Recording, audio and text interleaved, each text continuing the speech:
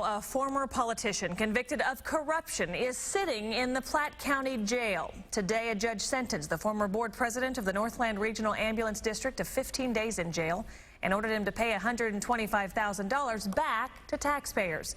Investigator Ryan Kath was the first to expose his questionable land deal. Almost 2 years ago, one of your tips launched our investigation about a land deal that never passed the smell test.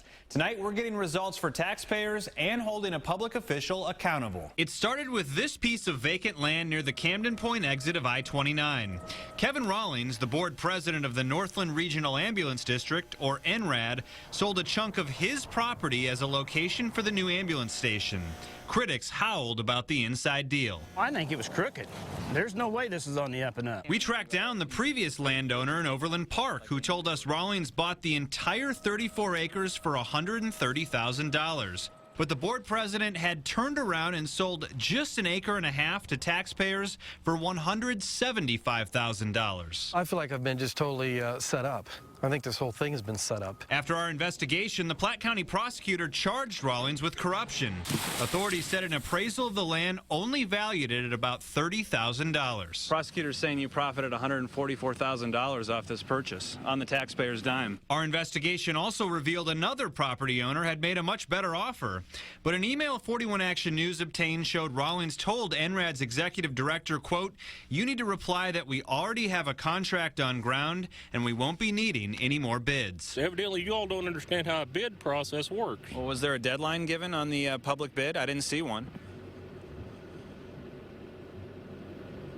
I'm done. Evidently, Rawlings saw the writing on the wall. He didn't run for re-election after getting an earful from furious taxpayers. You need to get your butt off of this board as fast as you can get it. And in October, Rawlings pleaded guilty to the corruption charge. At a sentencing hearing, Rawlings finally admitted to a Platte County judge the lucrative land deal was, quote, "a terrible, bad conflict of interest." I'm pleased that in a case like this, when somebody steals money from the taxpayers, that they not only have to repay that money, but that they're also sentenced to jail. No other NRAD board members faced charges in connection to that controversial purchase. The new executive director told me the construction of that ambulance station was on hold until this criminal case wrapped up. I'm investigator Ryan Kath, 41 Action News.